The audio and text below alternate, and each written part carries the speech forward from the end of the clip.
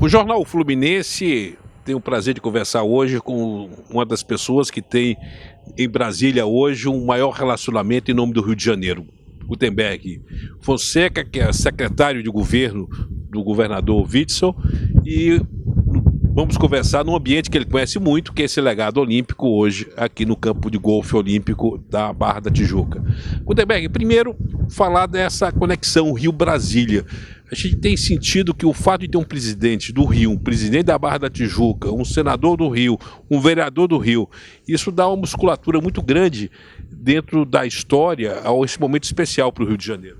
É verdade, o Rio de Janeiro vive um grande momento, essa combinação governo estadual, governo federal não poderia ter sido melhor desde a campanha. O governador Wilson Witzel, ele sempre declarou, né, a identidade, né, a identificação com a ideologia, com o caminhar do presidente Jair Bolsonaro.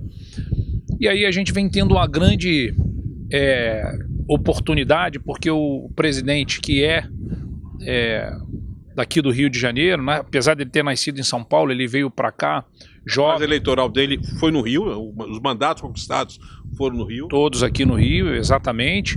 E ele já declarou diversas vezes, o dia em que ele parar, o presidente parar, ele volta, ele vai se aposentar, quando ele não quiser mais, ele vai se aposentar e vai voltar para o estado do Rio de Janeiro. Então é importantíssimo que o estado do Rio de Janeiro, que vem já num rumo, já encontrou o seu caminhar, né, com essa nova gestão, a gente já começa a ter um norte de responsabilidade com muita transparência, feita pela gestão do governador Wilson Witzel, e aí preparar esse estado para o dia que o presidente da República não quiser mais, não quiser resolver se aposentar, poder chegar aqui e encontrar um estado completamente digno de viver, completamente pronto. Como é que é essa relação sua com o Bolsonaro? Você chama ele de Jair, você tem um relacionamento e tem um folclore que vocês já dormiram na mesma cama, que história? Não, é verdade, não, mas eu chamo ele de presidente, sempre chamei, desde a pré-campanha. Bem, eu tive a felicidade de na pré-campanha estar com ele, e aí eu viajei algumas vezes, a gente viajou pelos estados, eu chegava sempre antes, né, até para a gente tomar algumas medidas. E aí numa dessa viagem em Belém, por exemplo, a gente terminou as agendas, eram algo em torno de 00h30, 00h40, e a gente tinha que viajar 1h15. 1h15 a gente tinha que levantar e ir para o aeroporto para pegar o avião e ir para outra agenda. Sempre em voo de carreira, nada de voo fretado. Sempre em voo de carreira. Ele nunca quis, nunca andou em outro voo, é sempre voo de carreira. E aí, neste dia, quis o destino que nós, para ganharmos tempos e para a gente poder um avisar o outro por conta do horário, dormir no mesmo quarto do hotel, na mesma cama. Agora, o Gutenberg, me fala um pouco dessa figura na intimidade de um Jair, ainda na pré-campanha. Quando é que você sente realmente que tinha chance de chegar ao Palácio do Planalto? Quando é que vocês percebem, nessa fase da pré-campanha, que aquela candidatura era viável? Então, ele foi sempre oposição a todo o sistema que agora vem mostrando, o sistema mostrou para a população o que era feito, o que acontecia naquela era, né? Naquela era que elas trouxe a corrupção, enfim, o descaso com o erário público, e ele sempre foi oposição a isso. Só que ele era um contra todos. E aí quis o destino que a população, no momento no momento do despertar, no momento de ir para a rua, identificasse nele exatamente tudo aquilo que sempre quiseram falar e não tinha coro, né? Então ele sozinho se manifestava, lutava contra tudo e contra todos, e aí a população identificou nele uma grande representatividade. E aí assim elegeu... Manifestações de receptivo no aeroporto, com multidão indo aguardá-lo no aeroporto, isso foi um sinal claro que a campanha estava virando viral, estava se alastrando? Exatamente, né? Com o passar do tempo, a população ia aumentando o número, né? E uma coisa interessante é o número de crianças, né? Seja crianças de 8 anos de idade, 14, enfim, 15, 17... todas as crianças, todo mundo queria estar ao lado do presidente, queria tirar foto com o presidente. Essa manifestação popular pró-Bolsonaro, ela foi tomando um corpo esse que a cada dia a gente via cada vez mais as pessoas irem para a porta do aeroporto e aumentar aquele número, e aí ele foi entendendo. Olha, eu vi diversas vezes, porque não pensa que foi fácil, né? Eu vi diversas vezes o presidente terminar o dia exausto, cansado, e muitas das vezes triste com tudo, né? Porque ele foi alvo de diversos ataques, diversas fake news. Ele foi imputado a ele coisas que jamais passou pela cabeça dele e ele jamais tenha feito, e mesmo assim ele foi resistindo, e quando ele acordava no dia seguinte, ele olhava aquelas mensagens de apoio da população, o tempo todo dizendo: olha, nós confiamos no senhor, o senhor é a grande diferença, o senhor vai fazer agora a mudança desse país, vai resgatar o nosso Brasil.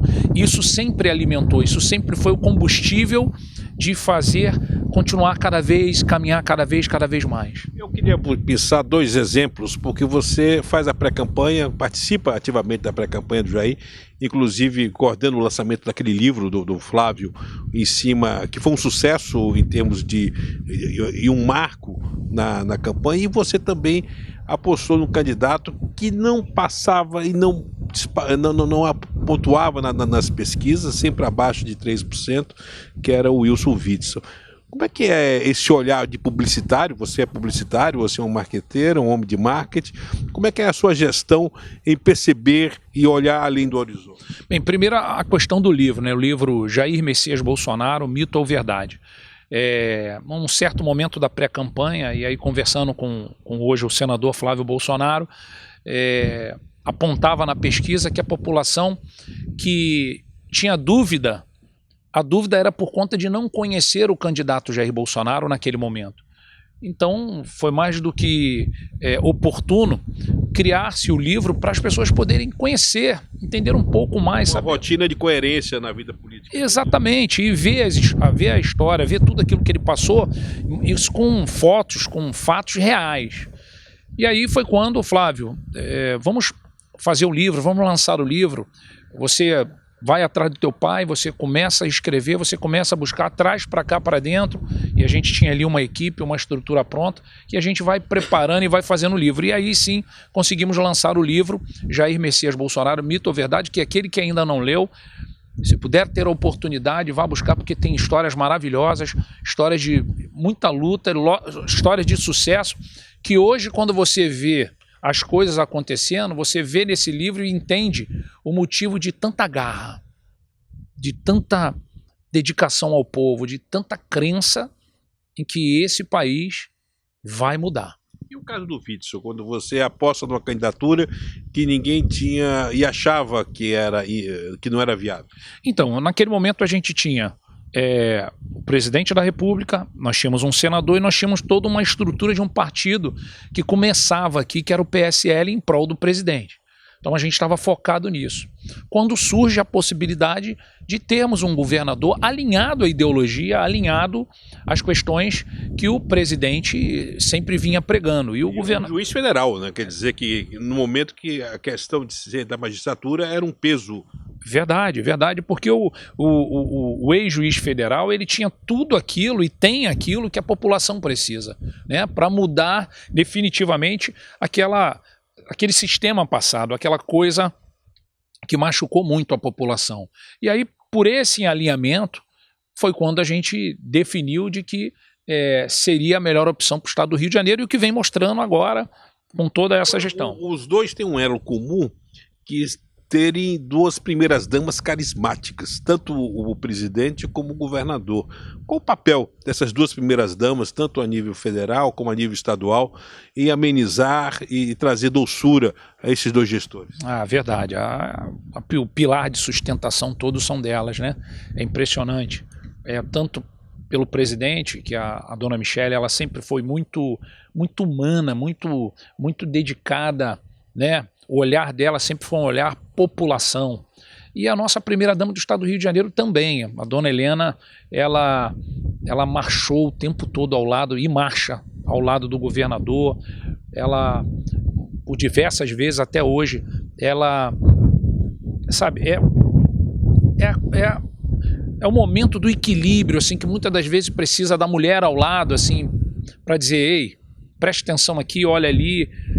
E assim, para poder dar um passo, no caso do governador, de deixar a magistratura, uma carreira com total estabilidade e entrar naquilo que seria até então uma aventura política por conta desse processo eleitoral de pontuação de pesquisa. Verdade, verdade, importantíssimo. E o governador fala isso até hoje. O governador, no discurso, ele diz que foi de suma importância ter a família ao lado, né? E a dona Helena foi fundamental, porque se naquele momento ela diz, olha, não faça isso, não vá por esse caminho, dificilmente o governador viria. E ela foi de suma importância, não só na campanha, como vem sendo na gestão, porque ela, no momento decisivo, em todos os momentos decisivos, ela foi o pilar de sustentação de todas as decisões do governador. Agora eu queria mergulhar um pouco em Gutenberg Fonseca. Eu falei que você é marqueteiro, publicitário, você pilotava uma agência de propaganda que tinha grandes clientes na área de varejo. Me fala um pouco dessa sua trajetória de sucesso na questão da publicidade e na gestão do marketing. Então, eu na realidade, existe ainda a empresa, porque eu tive que me afastar, me licenciar, né? Tive que sair por conta da legislação. Essa empresa hoje quem toca são os meus familiares, existem lá, ainda tem os clientes, ela segue bem, graças a Deus. Na área de supermercados, área de automobilismo, grandes... Exatamente, supermercado, parte de centro automotivo, sempre muito focada na questão do marketing de varejo. Por que a mídia tenta pegar sempre você, identificar você com uma característica da sua carreira profissional, que é ser juiz de futebol? Ou seja, quando qualquer nota que sai, primeiro não se fala do empresário, do publicitário de sucesso, mas fala sempre do juiz, aliás, juiz da FIFA, né? Como é que você vê o juiz se sobrepondo ao seu sucesso empresarial como homem de marketing publicitário? Acho que por conta da própria publicidade, né? A minha publicidade, o meu nome, foi em cima esse outro lado, dessa minha carreira de árbitro de futebol, que cheguei ao topo, chegar ao quadro da FIFA, que muito me orgulha, né? Eu tenho um orgulho muito grande de ter feito parte desse quadro, e assim... E eu trago para a vida, do modo geral, tudo aquilo que eu vivi no campo. Agora, diz que árbitro de futebol dá uma lição enorme na vida, que é aprender a apanhar, né? Porque o árbitro de futebol não há nada mais xingado, mais... Aliás, sua mãe, coitada, me fala do calejamento que dá em ser árbitro de futebol com relação à vida. Não, primeiro que quando você escolhe isso para você, você tem que escolher também uma mãe, né? Aí eu tenho duas, nesse caso duas. Uma que fica sempre em casa e outra que eu sempre levava para a beira do campo, né? Mas, de certa forma, é verdade, porque o árbitro ele não consegue agradar a todos, né? Mas quem sou eu para querer agradar a todos? Se Jesus não conseguiu, né, que é o nosso líder maior, quem sou eu para querer agradar? Outra característica sua que a mídia desconhece ou não fala, que é de ser um excelente gestor na área de turismo. Você foi diretor da Turis Rio, diretor de marketing, e teve a oportunidade de cuidar da imagem, da promoção do turismo do Rio de Janeiro, do estado do Rio, e você foi também secretário municipal nesse segmento. Me fala dessa experiência sua nesse segmento do turismo, e falando isso dentro desse equipamento turístico hoje, que é um legado das Olimpíadas muito grande para o Rio de Janeiro. É verdade, porque na realidade o turismo é um grande canal de comunicação, né? O turismo é exatamente isso. E quando você aplica essa comunicação, a tendência natural é você fazer a promoção, é você promover, né? Eu tive a oportunidade, como você bem disse, de ser diretor da Turis Rio, fui diretor de marketing da Secretaria Estadual de Turismo, fui secretário municipal também de turismo, e eu sempre procurei fazer isso. O grande garoto propaganda do município ou do estado é o administrador, é o líder, é o gestor. E quando você pega as propriedades que tem naquela localidade e você associa ao garoto propaganda, a tendência natural é a de aumentar, de fomentar cada vez mais. A questão é o resgate também da autoestima, né? O setor do turismo, quando você vende o seu destino, a sua cidade, o seu país a um povo, a um visitante, a um possível visitante, você está valorizando um ativo, isso eleva a autoestima do povo. É natural, né? É natural. E quando você consegue atingir o ápice do turismo, a tendência natural é de todos os outros setores ser beneficiado, tanto na parte econômica quanto na parte de educação, né? Porque você automaticamente, você trazendo mais o turismo, você aumentando o turismo, tende a você qualificar as pessoas que vão trabalhar no turismo. E aí você amplia alguns leques na educação. A segurança é a mesma coisa. Você vê que hoje a gente... Falar na rapidez de geração de emprego. Exatamente. Você vê, o estado do Rio de Janeiro precisa muito disso hoje, precisa de receitas novas para ajudar a alavancar, a trazer o estado de volta. E é por isso que o governador constantemente fala que o grande petróleo do estado do Rio de Janeiro é o turismo. É o grande, vamos dizer assim, o grande norte de saída para o estado, né? Não único, né? Também a grande norte de saída por conta daquilo que o turismo pode agregar, o turismo pode trazer para o estado. Nós estamos falando para os leitores do Fluminense, que é um jornal que tem, aliás, é o terceiro jornal mais antigo do país, um jornal que tem mais de 140 anos, e um jornal que tem a sua base, a sua história em Niterói. Me fala um pouco desse carinho seu com o interior, porque eu vejo você sempre atendendo os prefeitos, seu gabinete está em porta aberta sempre para os prefeitos, e você acaba dando uma atenção especial ao gestor.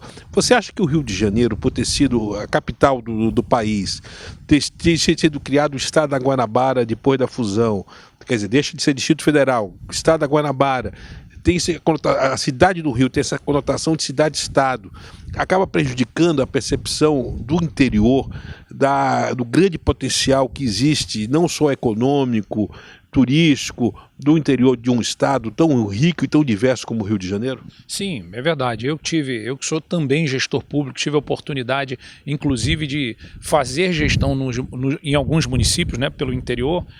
Tive a oportunidade também na Secretaria Estadual de Turismo de ajudar no turismo da Copa do Mundo, quando a gente desenvolve o cinturão turístico dos municípios.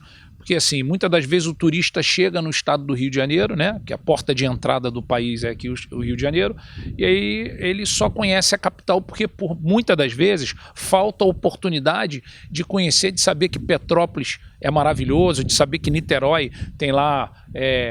o caminho Niemeyer, enfim, tem alguns pontos turísticos que, se o turista que vem de fora conhece, é natural, é espontâneo dele ir até a localidade também. E aí você acaba em grandes eventos não deixando só o fluxo aqui na capital, de atender todo esse município. O município é muito rico, os municípios do estado do Rio de Janeiro, o estado do Rio de Janeiro tem todos os climas. Você quer conhecer um pouco o clima da Europa, é só ir para a Serra, tem um pouquinho lá. E o papel de um jornal como o Fluminense de se posicionar como o grande porta-voz do município, de ser um jornal estadual? Você acha importante, como homem de marketing, comunicação, esse renascimento ou essa nova etapa na vida do jornal Fluminense? Não, sem dúvida nenhuma.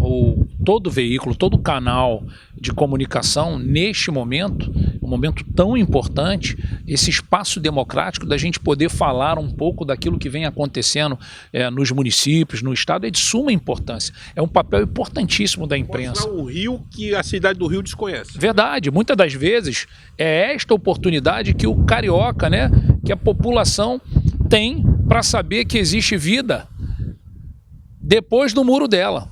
Ou depois da ponte. Ou depois da ponte, que é logo ali, que é aqui do lado, aqui pertinho. Ou depois da serra. Agora, o governador também tem uma preocupação muito grande com o interior. Ele também tem se programado muito nas viagens e tem valorizado muito essa incursão no interior do estado. É verdade. Você vê que mais uma criação inédita. O governador ele faz a reunião com os secretários e os prefeitos constantemente nos municípios. Nós estamos gravando essa entrevista num sábado e onde tem uma reunião de secretariado. Ou seja, sábado, que é um dia que todo mundo estaria com a família, está todo mundo trabalhando no governo. Exatamente, e a cobrança é constante aos secretários para que dê atenção total aos deputados, aos prefeitos, enfim, porque juntos a gente consegue definitivamente tirar o Rio, resgatar o Rio e devolver à população.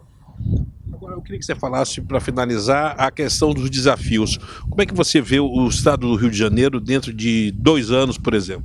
Então, a gente tem uma grande esperança, agora mesmo foi apresentado ao ministro Paulo Guedes a questão da nossa novo programa, nova proposta da recuperação fiscal do Estado, e a gente acredita que o ministro ele vai atender aquilo que foi apresentado pela equipe, né, do governador.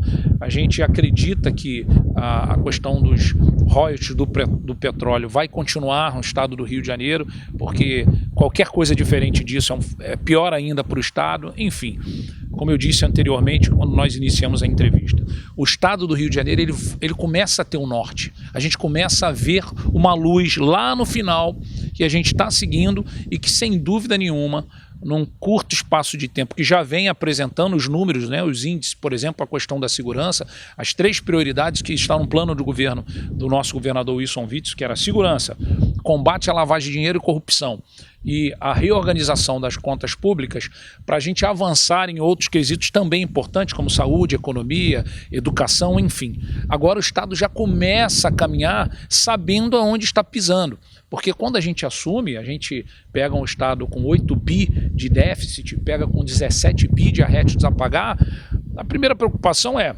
peraí, a gente tem que primeiro botar a mão na massa e saber aquilo que a gente tem na mão. E aí a gente começa a ajustar, a ver as coisas e em curto espaço de tempo já responder com os índices. Agora, temos planejamentos, temos metas para entregar a médio prazo e também a longo prazo. Sem dúvida nenhuma, ao término dessa gestão do governador Wilson Witzel, o estado do Rio de Janeiro vai estar completamente diferente e, mais ainda, a população não somente orgulhosa, mas com vontade de trazer outras pessoas para conhecer um estado tão maravilhoso. Eu queria encerrar a entrevista, mas eu não poderia encerrar a entrevista sem antes colocar um assunto que é muito importante, que é essa relação de amizade e proximidade sua com o senador Flávio Bolsonaro. É quase unânime os elogios à postura, à correção e, sobretudo, a forma de conduzir a política. O 01, o Flávio Bolsonaro, que é o senador, o filho mais velho do presidente, ele tem tido sempre um catalisador de consenso, de energia, e uma pessoa muito ponderada. Como é que é o Flávio na intimidade? Como é que conviver com esse jovem que, muito jovem, já chega ao Senado da República? Uma pessoa de tamanha responsabilidade, né? Ele é um grande pai de família. Muitas das vezes as pessoas que não conhecem o atacam, melhor dizendo. O sobrenome, né? Exatamente, esquece quem é o ser humano. Ele é um grande pai de família, pai de 2 meninas lindas, maravilhosas, um pai dedicado, né? Um marido que dá atenção completamente para sua esposa, é um homem de família, né? que zela pelos costumes, pelo hábito tradicional da família, enfim. Então, é lógico que você vai querer sempre estar ao lado de uma pessoa assim, porque é o meu caso também. Eu sou um pai de família, tenho 2 filhos, tenho um casal, né, minha esposa, meu pai, minha mãe, enfim, então é natural que... A quem dá satisfação. Exatamente, então eu acho que assim, o mais importante é que as pessoas antes, seja lá quem for, de falar, de atacar, procure saber um pouco mais. Olha, ninguém até hoje, eu nunca vi em nenhum jornal, eu não vi em nenhum veículo dizer assim, ó, Flávio Bolsonaro, um grande pai de família, porque ele é um pai de família, né? Ele tem uma família que ele se dedica muito. É um homem de consenso. Exatamente. Pô, e muitas das vezes esses ataques refletem diretamente na família. E aí é que é uma maldade muito grande. Você atacar a pessoa jurídica, né? Eu quero atacar o senador, eu quero atacar a personalidade jurídica, tudo bem, é uma coisa, mas quando você ataca de uma maneira que você não tem prudência e você leva esses ataques para dentro da família, aí é de uma grande deslealdade. Obrigado pela sua participação e uma palavra final aos nossos leitores e ouvintes. Bem, acreditem no Brasil, acreditem no estado do Rio de Janeiro. Nós vivemos agora, nesse exato momento, um grande momento, um momento de mudança, um momento de renovação, momento esse que a população precisava, e tanto o país quanto o estado do Rio de Janeiro não poderiam estar em mãos melhores. Tanto o presidente da República, Jair Bolsonaro, que lutou muito, que sofreu muito, e ainda luta e sofre em prol de entregar aquilo que a população acreditou. Assim acontece no estado do Rio de Janeiro. Um ex-juiz federal que abandonou a sua carreira, abandonou o conforto da sua família para se dedicar, para também entregar aquilo em que incomodava ele, incomodava a toda a população, e agora mais do que nunca a gente tem a oportunidade de juntos fazer o Estado voltar a ser o Estado maravilhoso em que a população sempre teve muito orgulho em dizer: eu sou carioca, eu sou fluminense.